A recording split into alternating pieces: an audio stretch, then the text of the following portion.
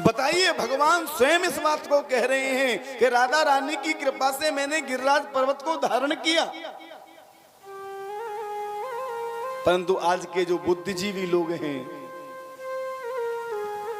अपने को बहुत होशियार समझते हैं। वो कहते हैं राधा रानी का तो कोई अस्तित्व ही नहीं। बहुत विवाद चल रहा है ब्रज के अंदर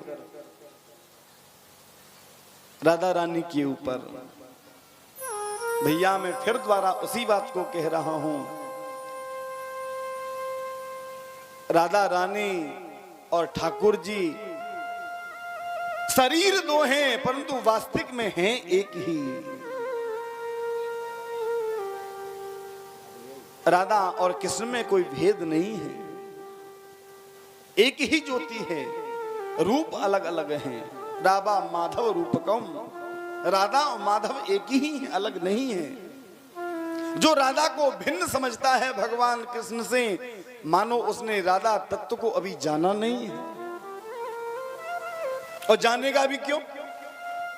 जब तक राधा रानी की कृपा नहीं होगी तो क्या कोई राधा तत्व को जान सकता है? क्या राधा रानी का विवाह छाता के पास में हुआ? भैया गर्ग संहिता पढ़ के देखो, राधा रानी का विवाह भांडीर वन में ब्रह्मा जी ने स्वयं कराया है। आप कभी ब्रज 84 को उसकी यात्रा करना, वृंदावन से थोड़ा दूर जाकर लगभग 18 किलोमीटर एक स्थान है जिसका नाम है भांडीर वन। वहां पर ब्रह्मा जी ने स्वयं राधा जी का विवाह मंडप में बैठकर और भगवान कृष्ण का विवाह एक साथ में कराया है। और प्रदीप मिश्रा जी कहते हैं भगवान का तो विवाह राधा तो ऐसे ही थी कोई। अरे भैया अब भी समय है, आप ब्राह्मण देवता हैं, राधा रानी से कृपा करो, माता है क्षमा कर देंगी। और माता तो वैसे ही दयालु होती हैं, कुपुत्रो जाए तो कुछ दब कुमाता न भवती। माता तो माता होती है।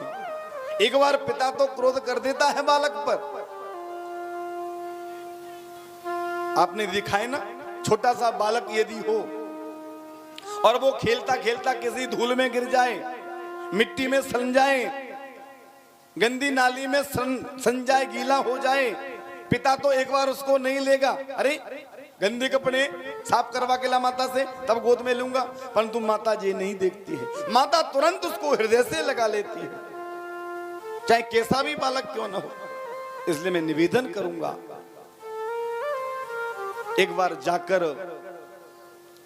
राधा रानी की शरण में जाके राधा रानी से माफी मांगे कि मेरे से अपराध हो गया, मैंने जो अपशब्दों का प्रयोग किया। जिस व्यक्ति को अपनी गुरु परंपरा का श्लोक नहीं आता हो, कल मैं न्यूज सुन रहा था थोड़ा सा, उसमें उनकी प्रवचन चल रहे थे प्रदीप मिश्रा जी की। जिसको अपनी गुरु परंपरा का श्लोक शुद्ध नहीं आता हो तो वो शिव पुराण क्या पढ़ेगा? सोचो इस बात को।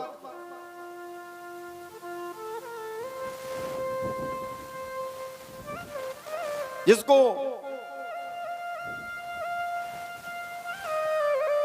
गुरु परंपरा का श्लोक अज्ञानतमिरांधस्य, ये श्लोक का अज्ञानतमिरांधस्य ज्ञानांजन शलाकया चक्षुर्मीलितं येन तस्मै श्री गुरवे नमः। जिसको ये श्लोक शुद्ध नहीं हो गुरु परंपरा का, वो शिव पुराण की बात करता है। शिव पुराण में जी लिखा है वो लिखा है, माता पार्वती के विवाह की जो कथा है वो 22 अध्याय में बताते हैं, जबकि अध्याय में केवल 20 अध्याय है उस अध्याय में, और 22 अध्याय बताते हैं। अरे भैया राधा रानी तो ब्रजवासियों का प्राण है, और ब्रजवासियों के कोई माता से कोई कहे तो ब्रजवासी कभी इस बात को सहन नहीं कर पाएंगे। कोई माता के प्रति उंगली उठाए तो या तो उसके मुंह को काट देना चाहिए जो माता को गलत दृष्टि से देखता है। शास्त्र तो यहां तक कहते हैं। इसलिए निवेदन करता हूं मैं व्यासपीठ से जिसने गलत किया है उसको सजा मिलनी चाहिए।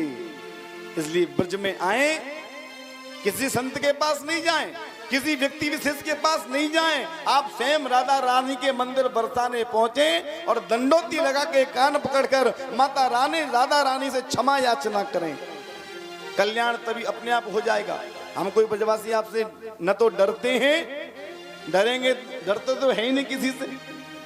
ब्रजवासी बल्लभ सदा, भगवान कहते हैं ना कि ब्रजवासी बल्लभ सदा मेरे प्राणाधार। भगवान तो ब्रजवासी भगवान के बल्लभ है, प्राणाधार है। इन्हें कबौ न बिसारी हो मोई नंद बाबा की आन।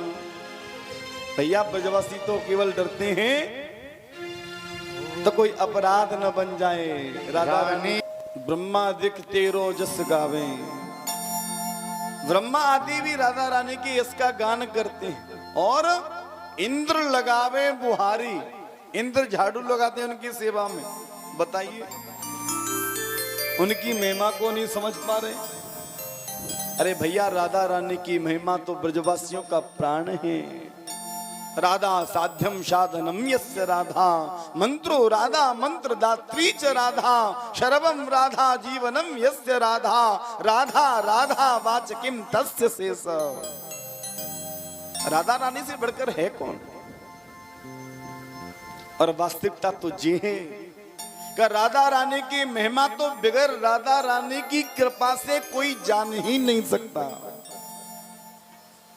जो जानहि सोई देऊ जनाई, जो जाने सोई देऊ जनाई, जोई जानहि सोई देऊ जनाई, जो जाने सो देऊ जनाई,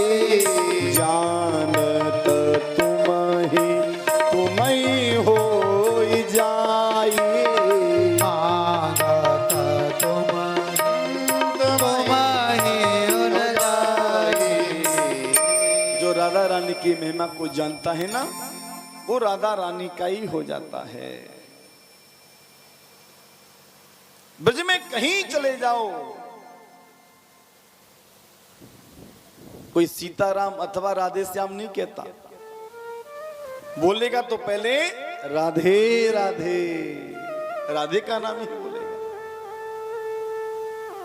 बहुत बड़ी महिमा है राधा रानी की। इसलिए मैं पुनः निवेदन करूंगा, अपने अभिमान का त्याग करके राधा रानी की शरण में आ जाएं। जो शरण में आता है माता कृपा करती है, चाहे पुत्र कैसा भी क्यों न हो। भैया लड़ाई ब्रजवासियों की नहीं है, लड़ाई राधा रानी की है।